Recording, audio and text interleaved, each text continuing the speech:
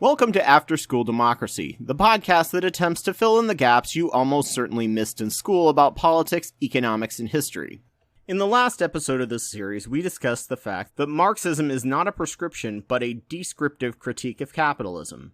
The last episode pointed out the problems of capitalism. That's Marxism. What's the solution? Well, Marx believed while a business creator should have a larger share for creating a business, as that is hard work, after a certain point it's the workers who made that business succeed. Therefore, they should own the means of production once they reach a certain level. That is assuming a business owner was even needed to start a business and we could provide everything the same way without money, which is just another way for rich to acquire all the wealth and power and make everyone else their slaves. How this was organized is where leftism branches off, and we'll discuss those in a bit. He believed the march of time would make the factory workers and artisans, called the proletariat, rise up against the rich or bourgeois because there were way more of them than the owners. This was just going to be a natural progression. Capitalism was a natural progression away from feudalism, where the bourgeois had their revolution going from inherited power to a form of democracy called a republic. He encouraged the proletariat to support these revolutions and decimate the monarchies in feudalism so that there would be mechanisms to create the next revolution via voting and government. From there, the workers would seize the means of production, power and wealth would be redistributed, everyone would become a proletariat, and there would be a dictatorship of the proletariat via democracy of some variety, and since the proletariat had the numbers, this would be inevitable. Once workers owned the means of production, money was redistributed, and then things would begin to be systematically pre-distributed via union-owned factories and cooperative farms. Automation would keep expanding at a rate that didn't hurt the people and didn't boot them from jobs faster than they could organize because that organizing was already baked in. At a certain point, tech would get so advanced that basic needs were dirt cheap, called by modern economists the post-scarcity era. At this point, people could easily just put in as much work as they could provide and get all their needs met. He assumed that since people had lived for thousands of years in communes of feudal villages, that wasn't the natural way of things, and people would return to that lifestyle that people were just coming out of in everywhere but the Americas. Except instead of feudal lords, the feudal commune would be owned and run by democracy. Hyper-local small governments are also referred to as communes,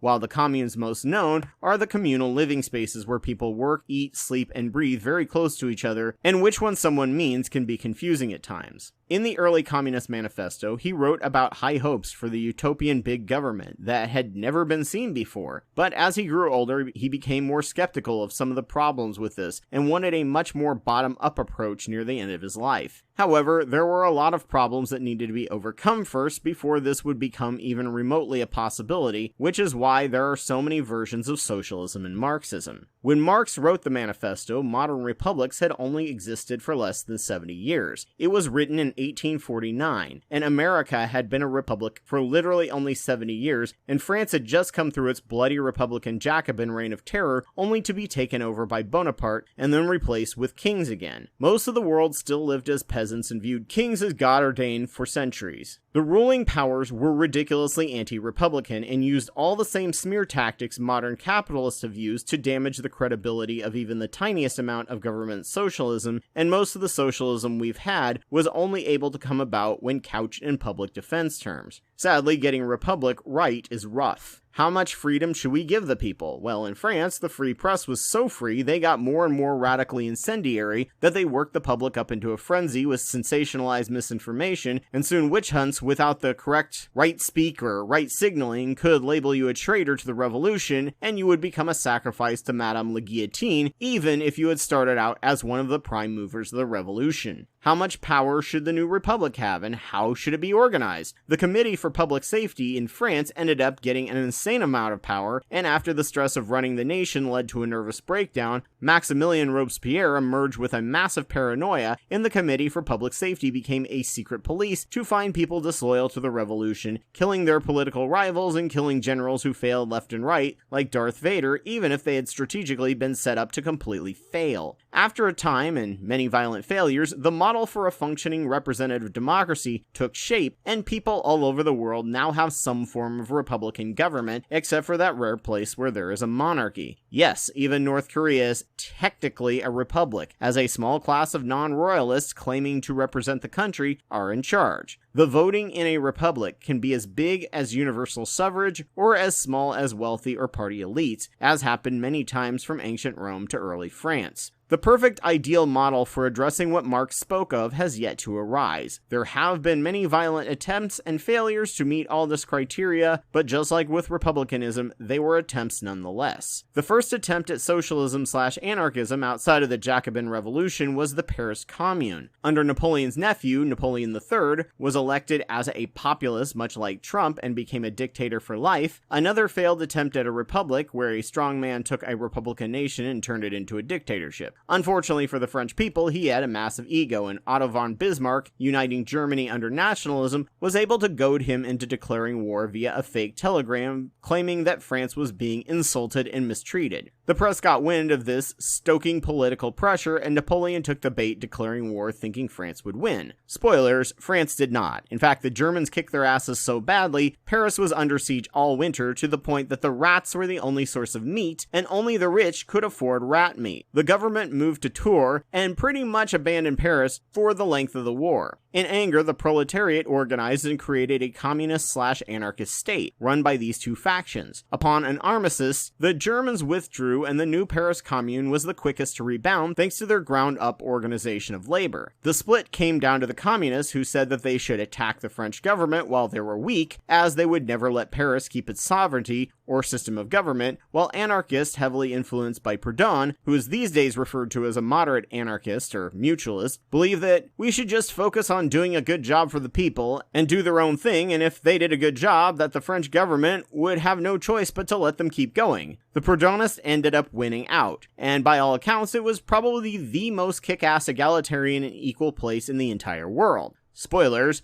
the communists were 100% right. Their failure to attack Tours while it was weak and take over, or at least call a truce, gave the French military and government time to regroup. By that time, the fear of republicanism was dying. Napoleon III, at the end of his life and the war, gave up his power and returned the nation to a republic. But just as Marx knew, the bourgeois had already had their revolution, and just like with the monarchs before them, could not abide a functioning system of government where they didn't have the most power and money, so they hated the Paris Commune so much that they even asked the German government that had just crushed them to come in and crush Paris, and the Germans were more than happy to, and with a combined force of French and German forces, they laid siege to Paris. Paris actually held out pretty well and no one starved. That's because food was well distributed. However, a former rich person ended up opening one of the city gates for the French army, and they went street by street massacring anyone with even remote links to leftist sympathies. Most Americans especially know nothing about this event. Knowing this can completely reshape your understanding of how leftists view liberals, including social liberals, and anything right of that. Without this piece of knowledge, nothing about leftist thought and action makes sense following the Commune in 1871. From this slaughter of communists and anarchists, there grew a great anger and division between the two former comrade philosophies. Anarchists disagreed in a state entirely and aimed for Marx's end goal of hyper-localized government connected in a network of agreements either through direct democracy or consensus building, while communists believed there must be a transition period where the state was used to make the transition slowly possible from Republican capitalist statism gradually into anarchist communism, all the while defending the revolution from outside interferences, just as they had so painfully learned under the Paris Commune that leftism was the new republicanism, and the global powers would stop at nothing to crush them and make them fail. The anarchs viewed these statists and their draconian measures as just as morally reprehensible as liberal republicanism, and they went their separate ways. Bismarck, breathing a sigh of relief, famously was quoted saying, "Crowned heads, wealth, and privilege may well tremble should ever the black and red unite." Bismarck was very much a monarchist.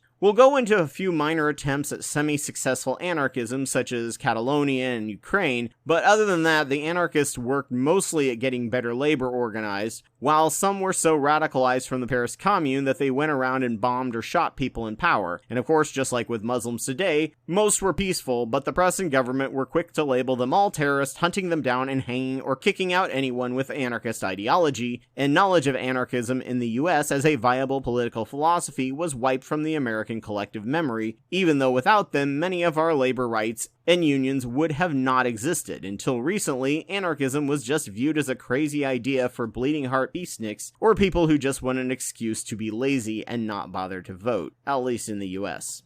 To be honest, it's really hard to discover the truth about socialism, communism, and anarchism. Both the capitalists and the communists use propaganda, each biased in favor of their side and very uncharitable to the other side, often not representing them or their arguments as the other side sees it. Pretty much always a straw man. If I have said anything that you can debunk, please let me know, and if it's dramatic enough, I will upload a new video to cover it. So thank you so much for joining me on my podcast. I'm sure there was nothing controversial about this, and everyone will happily get along in the comments section, which you can do on the YouTube version of this video, or my Facebook page, After School Democracy. Link in the show notes. Just a reminder that I'm Anubis 2814 on YouTube, and I have over 500 videos on different topics that I've made over the past 10 years. Please subscribe, and if your podcast site has the option, give me a like or review. If you think what I have to say informed you, consider supporting my Patreon. I'll be doing this podcast weekly and try to get it out on the same day, so I hope to see you here next week, ready to be filled with new ideas. Take care. This channel is helped tremendously by the generous supporters on Patreon. A big thank you to the wonderful Joe Taylor, Elias Garcia Guevara, and Ogrel for their support at the $10 a month Wapawet level. Please consider donating to my work if you can, and thank you all for listening.